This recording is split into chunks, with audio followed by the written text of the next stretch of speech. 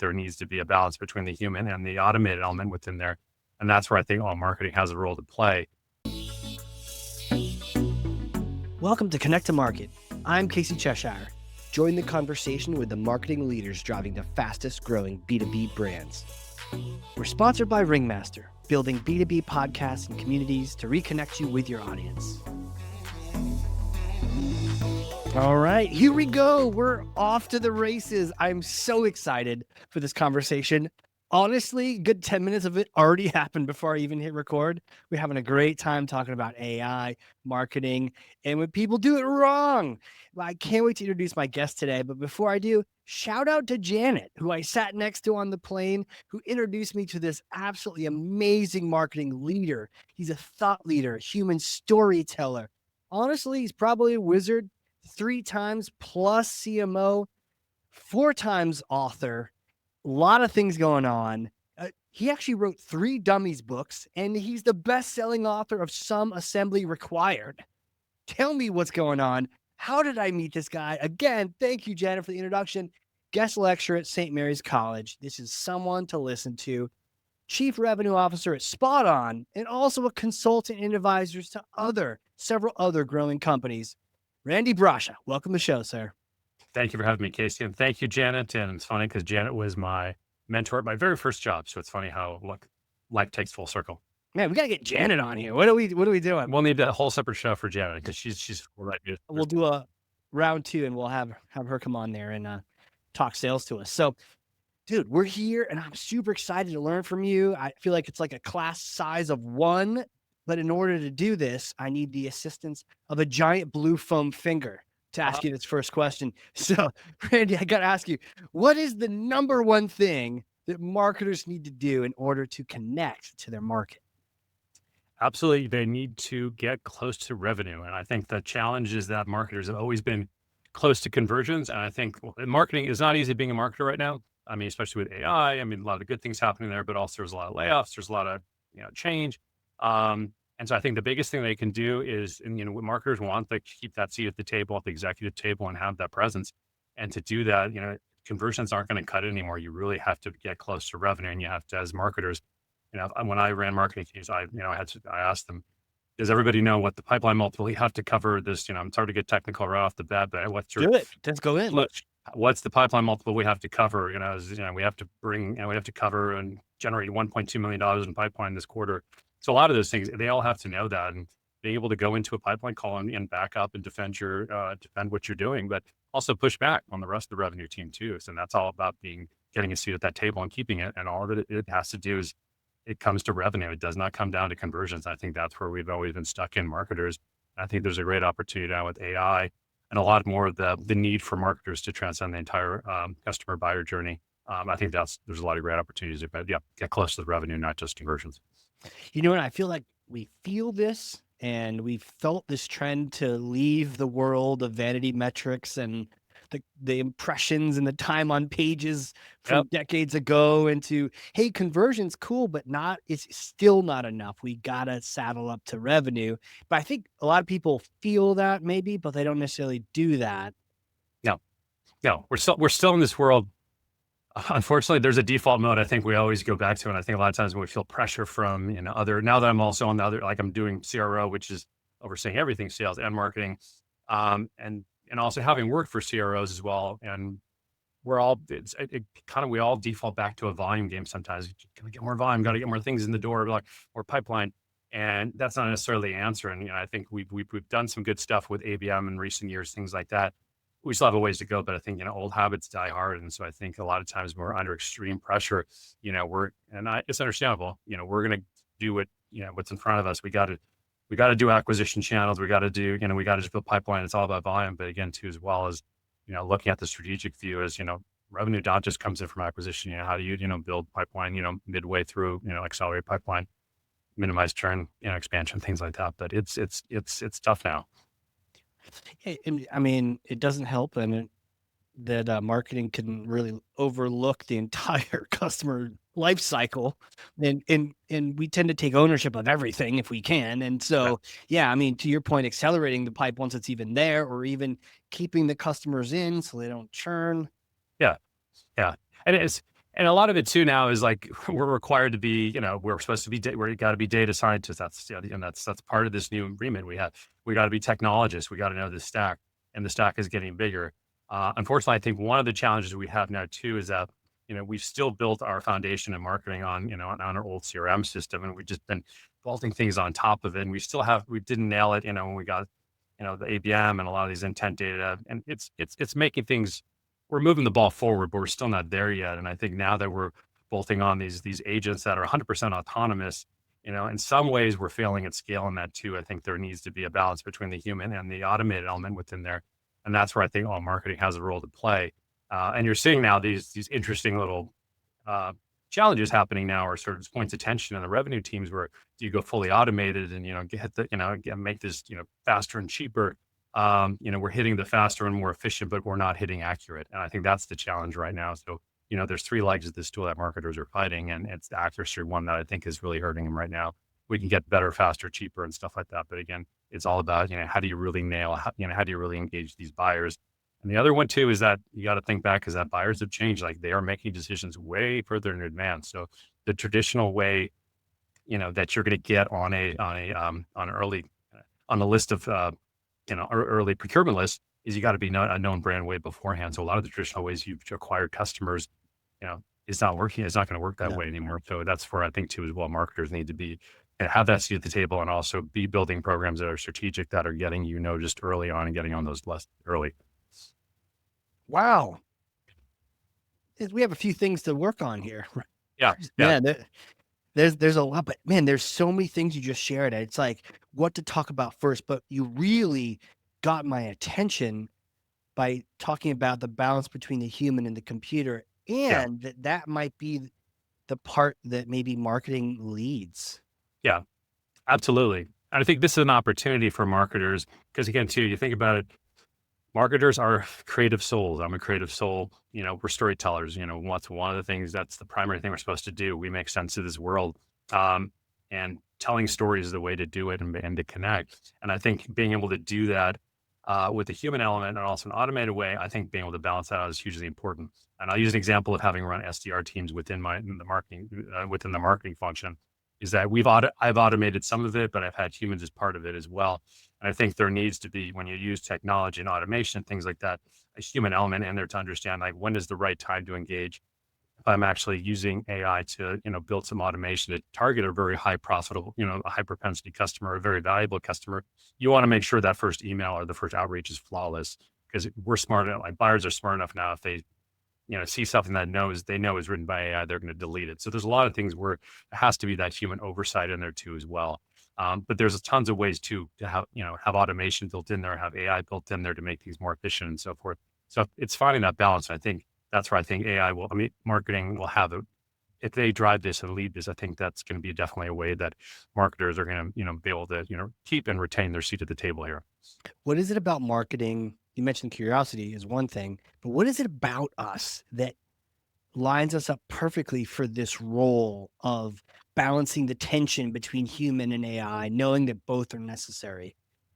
Yeah, I think the big one is there's no one looking at the entire buyer experience, their entire, how customers buy, and how buyers buy and how customers buy too, as well, across the entire customer life cycles. And I think that's the one thing where marketing has our ability to do that through technology, through data, through processes and things like that, and through human things we do through storytelling. And so I think that's the most important thing as well too. But we've, again too, as well, we're always getting pushed into just staying in acquisition and activation, and which I think is important. But I think that's where we have that ability to look at the entire revenue lifecycle. And tools now too with AI is being able to, I've talked to a lot of other uh, other fellow CMOs and CROs, is trying to build like data warehouses now to kind of get that full data, understand what's going on. And AI really provides the ability now, you can do that better, faster, and quicker now too, as well, tap into different CRM sources, other intent data sources, things like that, to get a better picture of your customer and your buyer throughout the customer life cycle. And so that's an opportunity now too. And again, marketing can do that, and AI can surface that with the human element. Yeah, you mentioned the fact that we're seeing the whole life cycle, and that even had me thinking that I talked about the movement from impressions to conversions, conversions to revenue. I wonder if it even keeps going if you have access to the full life cycle, because I've definitely seen dirty revenue, right? That revenue that's going to churn 7 months later because it was never going to be a good fit anyways. And all you're doing is just adding something in there that's just not, it's not going to have that lifetime value. It's just not there. Yeah. I mean, I think, and it goes back to, and this is the shift too as well. I mean, it goes back to measuring things where now you're measuring engagement, where, it's great. Like if I attend to, if a prospect attends a webcast, that's great. They download a piece of content or they go to the website, but it's never an intent to buy. But being able to pull those things together, and there's other data sources too to look at, what other things are happening in that account. But again, too, then it goes back to, okay, when is the right time to outreach? And that's where I think a human element comes in, where if you're leaving it up to a machine to say, okay, they did these two things, I'm going to outreach to them. And so that's where I think the human element comes in within there. But I think the biggest new change is measuring things more on what's going on in the account, what's going on in the account, the engagement, as opposed to, just a linear or binary thing where it's, if they did this, that means they're ready to buy, which we know now is not the case. Yeah. I mean, the model is just too simple. Yeah. Yeah. And there's more people involved in the buy in this, everything. Yeah. And I think the number's up to 16 people for a typical enterprise purchase. Oh yeah. Yeah. It's a buying company, not even a committee anymore. It's like a whole zoo. It's a circus of buying committee. Yeah. And you got to get to them in months. And that's the thing too, as well. Again, is that if they're going to be on a buy cycle, you got to think about it this way. You got the 90, I call it the 95 or 90-10 rule is, 5 to 10% of your customers are in a buy cycle at any time.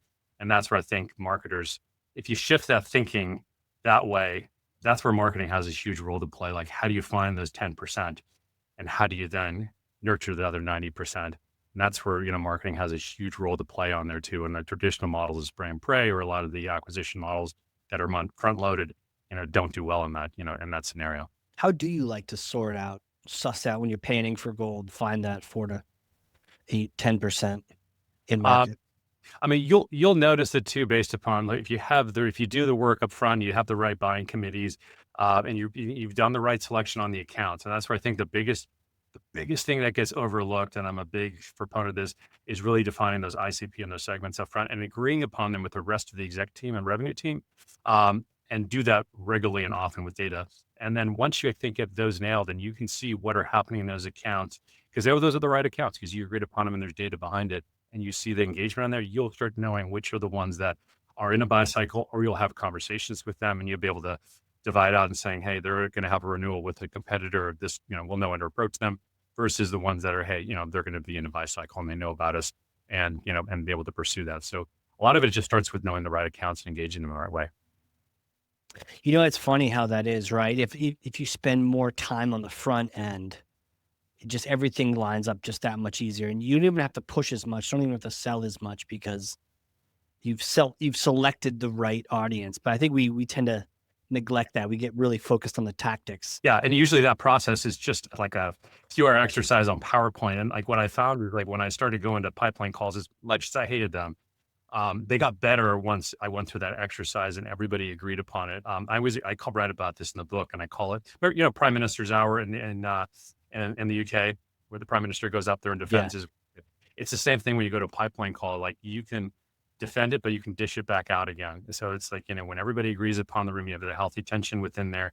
And you can, but you can walk out of there knowing, like, yeah, I'm going to hit the pipeline, or I'm not going to hit the pipeline, but here's the plan we need to do, and we all agree upon it. And to that, you mentioned at the very beginning, you got a little math, we got a little, we got deep very quick, but could we circle back around to that? Because I'd love to just talk through, you were saying the pipeline multiple to cover the cost, the spend, and also knowing what pipe we need to create. Could you talk to a little bit of how you see that math equation, or how you picture the big picture?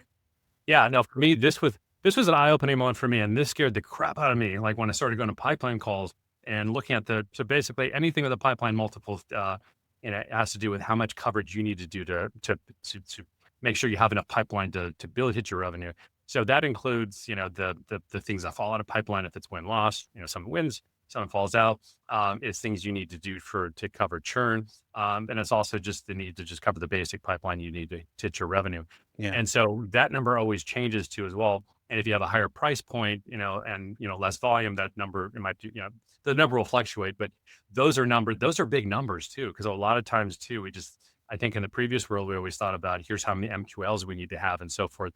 But when you think about it specifically, I got to bring in $1.4 million and our average sales price is maybe $40,000.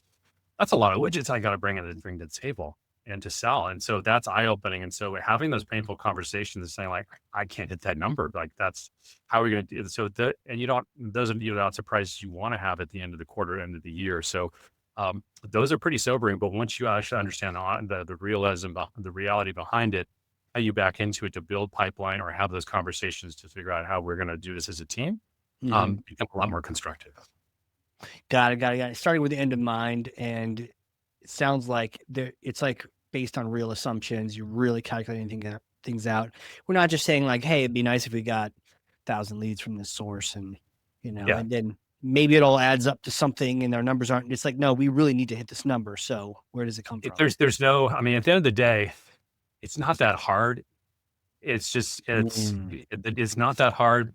And spreadsheets don't lie. And when if you've agreed upon everything up front and you go in these meetings, there's no ambiguity. Granted, there's going to be a lot of bad, challenging conversations in there, frank conversations and some good conversations. If you have a good pipeline and good campaign, but it's not that hard. It's not that hard. Are we overcomplicating it?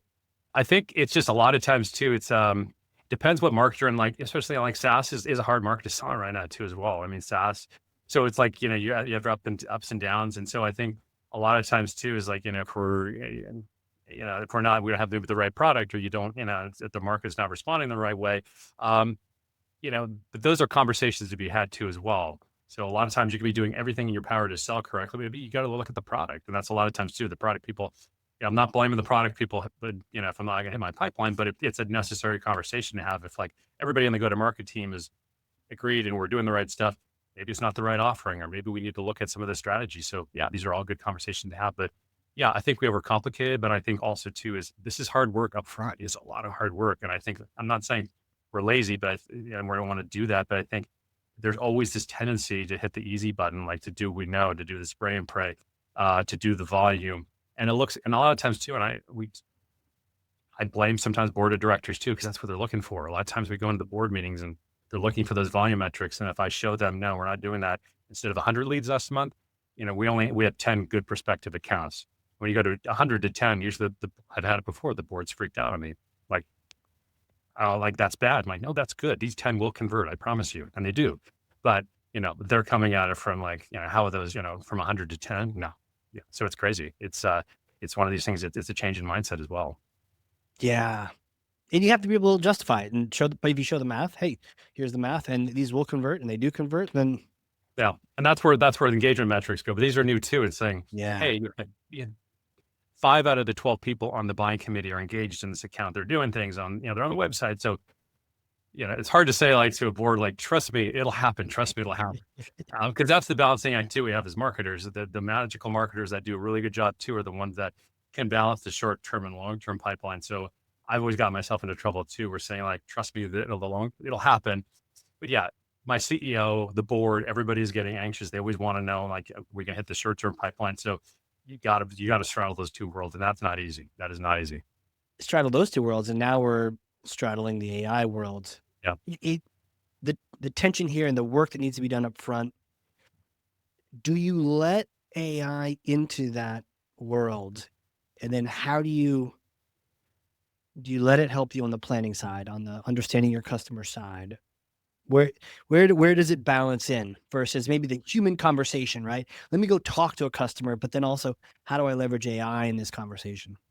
I mean, at the very basic, there's so much now, which I'm so excited about in terms of being able to unlock the power of understanding your customer and the data that's in there. I mean, you think about you're a large company and Silicon Valley has been around for years and you've got so many acquisitions you've done. You probably have at least 4 CRMs sitting around in your shop, and be able to pull the data in from there without having to build a data warehouse. Phenomenal. Understand those segments, build really rock solid ICPs and segments. So all those things you can build with AI and then, once you build your narrative as humans and you feed that into the machine too, that can then start to scale it as well. But then figuring out like, how do you build out those workflows from in there, across the buyer journey? And that's where I feel very firmly under, where the humans need to be in as part of making the right decisions, being able to checkpoint before, you send out a campaign or engage. All those things I think are important as part of that, particular workflow as well. But the other one too, fundamentally, and why you're seeing, I think, a lot of 50 to 70% of a lot of these agents, get unplugged is one, we still don't have the data that's clean enough to really run these machines. And then two, we don't have really a robust system of context, not just real time, understanding who talked to who and who did what, but going back to these ICPs and these rock solid segments, things like that built into the context. So without the data and sort of that really, really rock solid context, everything kind of starts to fail at scale if you really don't have that nailed down up front. So I think those are some of the important considerations that marketers got to think about. Context seems to be the Magic word these days. Yeah. I don't know. Is it gotten out there and around it, or is it just me? Because I've noticed it. I'm like, dang, if I have context here, great. If I don't, I'm swimming blind, Yeah. And it means a lot of things to different people too. I mean, that's, True. you have the context in terms of, what are they doing on the website? What are some of the signals, buying signals, and all of those sort of things, or who I've, talked to before. But also too, there's some deeper context as well as like, I mean, is that the right account?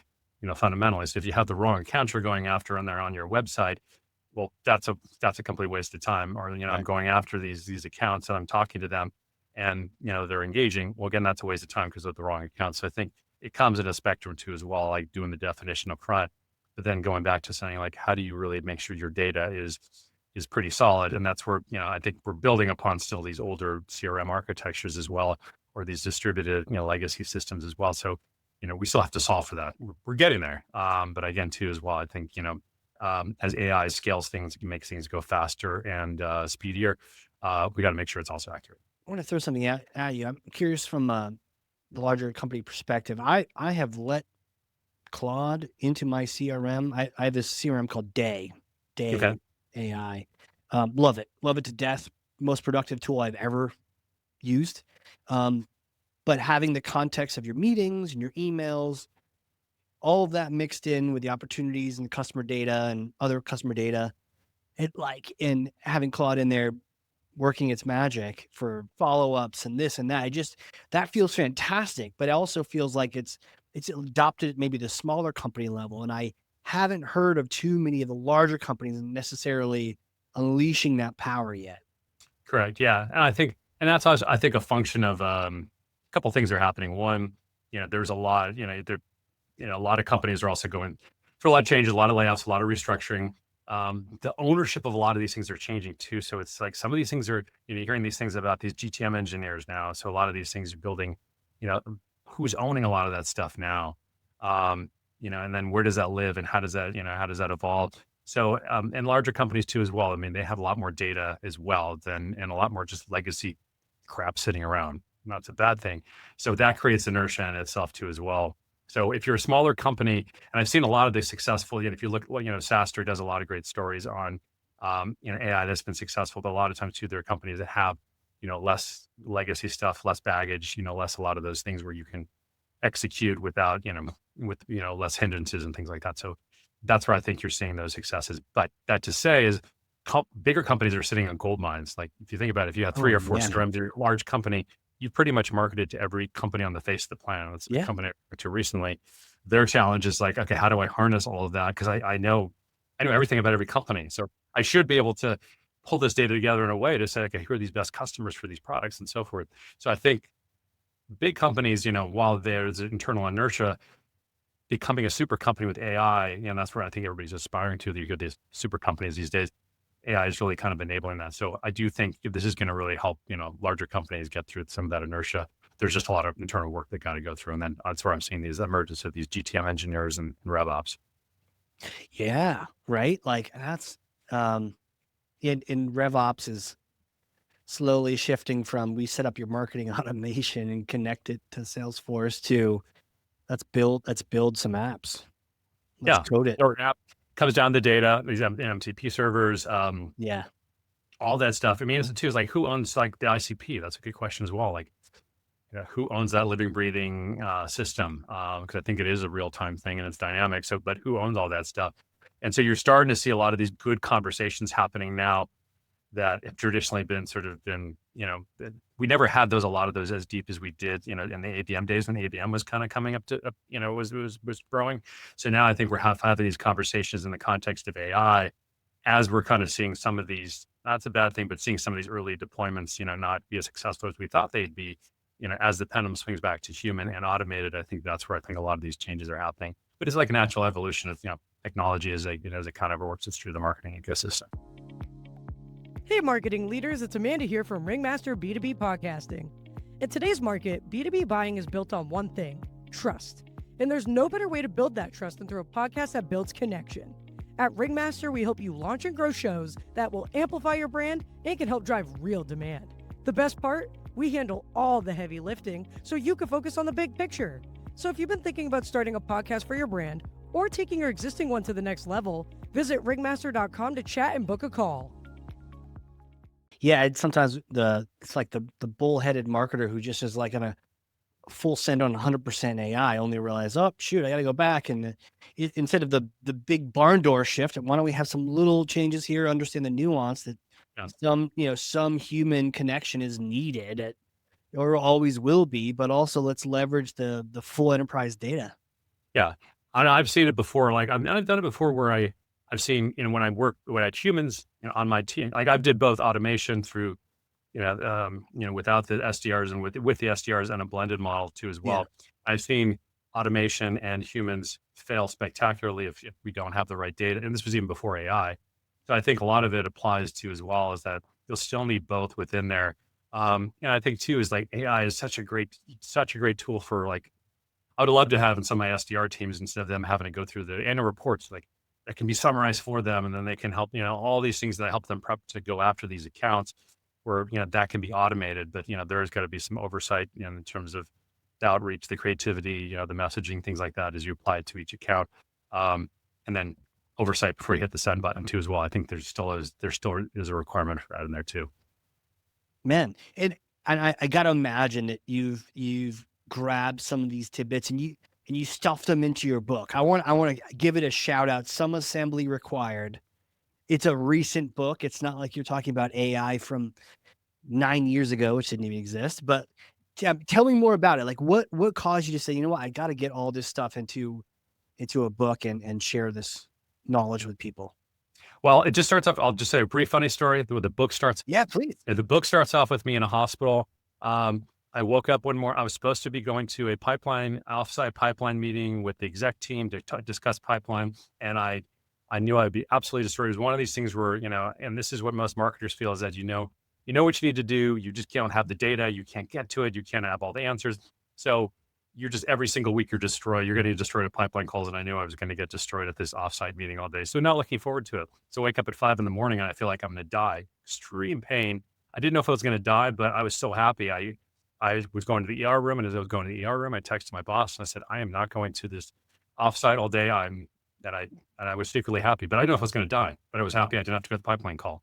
And so as I was getting morphine and hopped off morphine in the hospital, I'm thinking to myself, this is really crazy, just thinking that, I don't want to be, I'm happier to be here in a hospital, unknowing if I'm going to die or not, rather than a pipeline. And so that the reason being there is like, okay, that was my seminal moment where I needed to change something in terms of how I approach my job as a CMO. And so that's why I put it into, it came down to all personal agency. And so AI plays a huge part in personal agency, but all the things that I talk about in the book, the human element, ways to get closer to revenue, to change, marketers' mindsets to love doing spreadsheets, which we're not, typically good at, things like that are important for the revenue team. So a lot of these practical tools that really enable your personal agency to be successful. And so that was a lesson for me. I should love to go. I should appreciate going to pipeline calls instead of going to a hospital. But that was my turning point. So that's why I wrote the book. Now, quick question: did you ever try a pipeline call with morphine? I've thought about it before with years ago with vodka or other things. Putting in my So it's sometimes But usually it's there's always the joke about like have the pipeline call the other day so you can go straight to the bar or something. But it's they're always but they went from, let's put it this way, from just something I despised to something that was mildly unpleasant to something I look forward to every week in a way that I knew that we'd be driving the business forward, as opposed to this is something like I'm going to get, yelled at, wasted time that is really not going to drive the business forward. So it's evolved a lot. And I think a lot of it had to do with, some of those things I wrote about in the book, but also, the things you need to do with personal agency to get closer to revenue. And that's what I write a lot about in the book. What? Yeah, and let's scratch the surface on it, because I have a copy on the way. Amazon. Listen, we're gonna link to it in the show notes, so y'all go get it. If you don't enjoy and look forward to your pipeline call, then you should get that book. But even if you do, you should get it. What were some of the mindset shifts that had to happen? And I imagine it didn't happen right away. Like, you had the realization, I'm in the hospital and this is pretty good. I mean, were you wearing one of those the robe? Yeah, actually, if you go to, hold on, you go to page, this little sneak peek here, you can actually see page 1. My mom is like, it's funny because when you show your mom, your parents show your book, their first book. So here I am. Oh, wow. Yeah. You're strapped in there. You're like in that bed. You got the monitors hooked up. Man. I'm on morphine. And I'm telling my boss there, I'm like, you can see a little smirk on my face too. I'm like, I am not showing up today. And I was so happy about it. But I guess for me, the shift, a lot of the shifts just when, came down to, one, thinking about, revenue from a complete lifecycle standpoint. But yeah, shifting it from we would think about from an MQL, traditional MQL, and thinking about it from an account standpoint, and what are we going to do to really build that pipeline, step by step. And it's not easy, again, too, as well. It's so much easier when you're just doing it from an MQL perspective. But the shift for me was when you're looking at these bigger numbers and looking at how am I going to cover this pipeline multiple, how many accounts do I need to bring in to cover that, and where are my gaps? And so a lot of those details when you're looking at a spreadsheet. And that's again too as well. We're not trained to, normally we're not trained for spreadsheets. We're trained for brand. We're trained for a lot of other things. Now we're, as marketers, we're very good at numbers. We're good at spreadsheets. We're good at technologies. But I think for me, that was the big one, is really understanding the nuances behind each of those numbers. And, as you look at it quarter by quarter, what you got to do, again, it's not hard. It's not rocket science. It's math. But again, once you dug into that, and then you realize the inverse is like, how many campaigns or what do I need to do to actually build that pipeline? Do I have the budget for it too? That's the huge part as well when you're doing that. And then that shifts then, what are the right investments? And then can I go to the CFO and back that up now? Because before, that was the other reason I hated going to these meetings, because the CFO's there, I'm getting destroyed for not bringing in enough, but also too, the amount of money I'm spending is not contributing to the ROI and the CAC. So a lot of those things, looking at every single detail as part of that it's just a huge shift. And you don't get that typically if you're not in those pipeline calls or not really in that mindset. And I have to imagine, if you do the math correctly, the answer may be no, we don't have the funding to hit that particular number. Here's what we can hit with that number. Yeah. And let's have that conversation. Yeah. I think and that's where I think the big thing for me is there's kind of the 2 C's, in marketing now that marketers never had. And this for me there's also the epiphany lying in that hospital bed, is having confidence and conviction. And I didn't have that. And that's why. It's not that I'm a wuss. I just didn't have the data, and I didn't have, to kind of prove I didn't have access to it, and all the pieces. And I'd have to build, building infrastructure around it, but I didn't have the confidence, the conviction and the confidence to do that. And you just get destroyed in those meetings. But once you have that seat at the table, you can influence other people on the revenue team, and you can make the change. And then you can make the case too as well, and saying, hey, honestly, we need more money, or we're not going to hit this. We got to really be more realistic and have those conversations, as opposed to what happens typically is that you're not going to hit your number. And then boom, you have another CMO or you have another CRO come in, you have this revolving door, and it happens all the time. And that's one of the other reasons too, is I'd love to see marketers, how increase their lifespan, at companies more than just this average of 3 years or so. So I think that's another, was one of my other ulterior motives writing the book too as well. That's why I call it a survival guide. Yeah, the shift in that conversation, to have the confidence in that meeting that you've done the work. And I think that's just, a lot of us haven't done the work. So we go in that meeting, to your point, completely outgunned. We don't have a gun. We're walking into a gunfight with Play-Doh, and then we didn't hit the number. And then it's very weak to then respond to that by saying, well, I don't have a budget. Yeah. well, you agreed to this number, blah, blah, blah. But you need to come into that saying, here's what we've got. Here's the Or the model. best you can say then in a traditional world is, oh, I gave you, 100 leads or MQLs, and then sales says, oh, those are all crap. They just turned into two of them, turned into them. Yeah, and so that's where it's, yeah. And so if you're planning, and the thing is too, is underline that too, is when you're doing it from an account standpoint too, and you're going account by account, it's like, you're talking at the really, really macro level too, as well as, here are the 100 accounts we're going after, and here, we're engaging, these top 10, or have the potential of 100,000 per account. And you're really going into the detail in terms of how you're progressing that forward and who you're talking to in those right stakeholders. Like, you're really into that, that, and you can defend it in those meetings. Going back to, again, the prime minister's hour, you can throw anything at me and I can throw it right back at you. And so I think that's where, and so that's where, you have that confidence. You no need to hide, but you can dish it back out too as well and defend yourself and have that healthy tension to move the business forward and grow. I have to wonder, I'll take a stab at it because I know, one of the subtitles on your book is around this concept of personal agency. Was that really that shift from just walking in unprepared to being, confident and having done the work in advance? What is this personal agency concept? The personal agency, for me, it's always been part of my DNA. I've been a builder at heart. So I've loved startups. And I think that's not something that's in every marketer's DNA. I think that's one of the things too, that marketers need to be builders in personal agency, is that, in the years past, you could have just one domain expertise. I'm a good writer. I can build content, or I can do maybe the art marketing automation.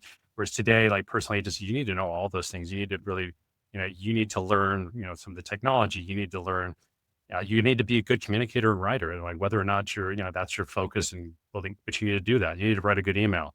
So all those things were, being builders at heart, and, doing more with less in this world too, is, you're only going to succeed if you have the personal agency, and you're not going to have all the answers. And that's why I've always existed in a world where I've never had all the answers. And that's going to be the more and more ambiguity and uncertainty is going to be coming to marketers where they need to figure it out on their own. And so for me as a builder, some of those things are easy, but not to every marketer. And so I think now in this new world we're in, that's where, as builders, as in a world where we don't have all the answers, marketers need to figure it out. And it comes in many different flavors, as I talk about in the book, in terms of building a network, read a book, get closer to revenue, all these things I write about in there. Are tools that I think will help marketers become more self-sufficient and be builders, in this brave new world we're in right now. Man, that's got me fired up. Make sure I've got that. Is it great? What is it? I need to get that personal agency established. I need to step up to the plate. Yeah, seriously, do a quick search on Claude. I was just doing it. I'd love to say I was prescient and predicting the future, whatever. But if you do like a search in Claude or Google or anything now, you're starting to see a lot more like Microsoft and a lot of big companies, but also, Bain, McKinsey, a lot of these consulting shops talking a lot about this notion of personal agency. And it's also more important now too, in the age of AI, where you can execute, you can be more, you can build more, you can do more, as long as you know how to use AI in the right way within there too as well. We have those tools to do that. And so that's what excited me too, as well, as the AI really enables this personal agency. And it can go, but it can go completely on the other side too, as well, and, go off tracks, if everything's, 100% automated and so forth. So that's where I think the balance between the human and the automated are going to become really important. And that's where marketing has a role to play. That's it. That's it right there. Well, my next question for you really is like, who are you? How do you know these things? Can you take me back in time? Little Randy days, did you know you're going to be a marketing leader, author, advisor, consultant, all these things? No, I did not. I started off my career, and I was probably the best first job was actually working for Larry Ellison, was he was talking about building a $500 network computer, and he was right. It was turned into this. But for me, that's where I've always been a creative person, but I learned the importance of storytelling with that. I think for him, back when a computer cost $5,000 and you were talking about a $500 device, that created such an imagination in the marketplace. It was crazy. But for me, that's where I learned the power of the story. And so for me, this was a startup. And so I realized then too, as well, I want to be in an environment where I'm always building things and telling good stories. And so for me, I think that's where, I learned a lot of these skills over the years, working larger companies too, as well, doing initiatives of change management, transformation there too, as well. But, I had no idea where it would kind of lead me to as well. But being a builder, has a lot of ambiguity associated with it. But I think those are some of the things that gave me the tools and the perseverance to kind of, you know, to navigate a lot of that. And so I think that's where, being able to put this on paper today, I think is my giving back to a lot of the other marketers out there too, as well. So that was my, codifying that in the book. But no, I had no idea, where this leads. I have no idea where I'm going to as well. Who would have thought CMO to a CRO? Now, I mean, if you told me I'd be in charge of revenue and accountable for that, I'd say, hell no, a couple of years ago.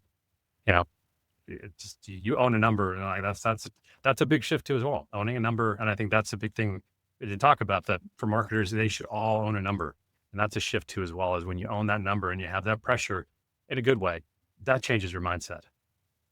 It really does. But in a good, and I was arguing a good way, because you might think, oh, now I'm stuck doing something. Yeah, but don't you want to know if what you're doing works? I remember my earliest days as a marketer when I didn't have a number. I'm like, am I even contributing? Like, what am I even doing here? We did a webinar. Did it help? I don't know. But man, I felt so much better getting the reporting going, the ROI going, to say, look what we did. Oh, yeah. So I think once that shift happens too as well, and that's you do or die by that number, and you're accountable for it, and everybody's accountable for the number. Sales has theirs too as well. The other one we didn't talk about is, customer success has always been kind of an outlier. They don't, they've been, I've been in situations they've been brought into as part of the revenue function as well. But still, if you look at a lot of job openings too, it's interesting how a lot of times too, some of that stuff still sits outside of the core revenue or adjacent. So I think that's something too, that's going to be brought into the fold a little bit more too as well. Who owns the customer experience, on some of those other, and, part of the entire buyer journey as well. So I think you're starting to, is interesting. You're saying marketing evolved more from, marketing, hardcore marketing, to a GTM function, which makes sense because GTM is all encompassing too from a, holistic standpoint. And that's where you're starting to see these RevOps functions and a lot of the other things come into play. Yeah, that makes sense. And wouldn't you know, my other podcast is called the Hardcore Marketing Show. So, hardcore marketing. Yeah, thanks for the shout out. Yeah. Yeah. Awesome, man. Well, I have a bit of a hypothetical question for you, but you're an author, you're an advisor, are you ready for this? I'm ready for it. Okay. You see, I may or may not have a time machine over here in New Hampshire. Okay. I love time machines. Okay. So you come visit maybe a customer event nearby in Boston, whatever, drive on up, get some lobster, some beer, all that, use a time machine. It's in the backyard covered in a tarp, maybe. And so we use this time machine. It's a particular kind of time machine where you get to go back in time and visit yourself. You get to go meet yourself 4 days after getting that international business degree with a little bit of German added in there. Yeah. What do you say to that, Randy? I think the big thing for me is just believe in yourself. I think with everything you do, I think it's, as I would tell myself, the next 30 years are going to be, there's going to be a lot of uncertainty, and there's going to be a lot of times that, you're not going to have all the answers, but I think, believe in yourself, and just, and focus too as well. I think believe in yourself, focus on what you're doing, practice your craft.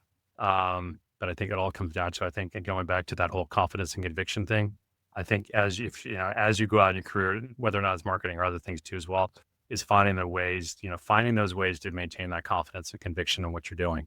That's going to pay tremendous dividends down the road. And powerful. Do the work to earn that. Confidence is earned, I think, Oh, yeah. And that's the challenge. Like if you don't have all the pieces within there. And so I think for me, some of the challenges were, how do you go ahead and find that? How do you find the information? How do you, build that too as well? So I think a lot of it is, living in a world of ambiguity, which is even more ambiguous now. So especially for marketers. And the irony is that I'm not, probably 20 years ago, I'd be stressed out about all of the different changes AI is, bringing to my life. Now it's just, we've been through so many waves of innovation changes, kind of another blip in the road, but one of the more profound ones. Man. Well, follow up to that is, do you think younger you is going to listen to you with that advice? Yes, I would. Younger me was interesting. Younger me was an old soul. So now that I'm an old soul, I think my younger me as an old soul would listen to the old soul today. Awesome. I love that. Absolutely love that, man. So cool. Where can people connect with you? Where do you want them to go Well, shout out the book one more time. Tell us all the places. Yeah, you can find me on LinkedIn. Just type in my name, Randy Brasche. You'll find me there. My consulting business, Adaptive B2B, you can just type in adaptiveb2b.com and reach out to me there too as well. My email address is on there, just randy@adaptiveb2b.com. Or you can find my book, online at Amazon, some assembly required. Yeah, those are pretty much, the main ways to reach me, but respond to email on both LinkedIn or on my Adaptive B2B account, either way. Hell yeah. Dude, thank you so much for coming on here. I feel like we had our own time warp. We just zip-zapped through almost an hour here. I'm excited though. I feel like we need to pre-book the next one. So when that next book comes out or sooner, let's get back on here. Let's get Janet in here. Let's have a party. Let's definitely get Janet as part of the mix. That'd be fun. Yeah. And have the sales aspect too, and have that kind of a conversation, that might be interesting. We had a moment. We went back and kind of let's go back to our young selves 30 years ago when I was your marketing assistant helping you. She was head of sales. Right. Let's go back to how did we change how we did marketing back then? Yeah. We had a lot of good hypotheticals. We had I won't even talk. You guys I'll give you both a mic and I'll just sit back, listen, and take notes. Yeah, back when we had direct mail, we had our big thing was direct mail back then. God, how much things have changed. I hear it's coming back. I still value the value of paper is still good. I love paper. Yeah, it's that real world touch, man. Well, dude, this has been awesome. I feel like I'm so glad you were able to come on here. I'm so glad Jen introduced us. Just thank you for coming on here and just masterclass. I feel like we just sat in St. Mary's little masterclass here, talking through your book, but also talking through the tension and the balance that marketing needs to own in this AI human balance being here. So thank you so much for coming on here. No, I appreciate you having me on. Thank you so much. Hell yeah. And for those listening, if you learned something, I freaking know you did. I literally have 2 pages of notes over here, front and back. Then share this with someone else. 1 person, 2 people, 3 people, 9,000. Cool. But who needs to hear this, right? And maybe you encounter some marketing where they're not doing a good job balancing that stuff. Maybe it's all slop. Shoot them a link to this episode. Get them a copy of Randy's book so they can write themselves. And otherwise, take that personal agency so you can free yourself up from the dread of that next meeting. Good stuff. With that, Randy, thank you again, sir. Thank you for having me. All right, everyone. This has been a crazy cool, very exciting episode of the Connect to Market Pod. We will see you all next time. And that wraps up another episode. Thank you for joining. For show notes and other episodes, visit us at connecttomarket.com. Connect to Market is sponsored by Ringmaster, creating podcasts and communities that create relationships, generate revenue, and drive growth.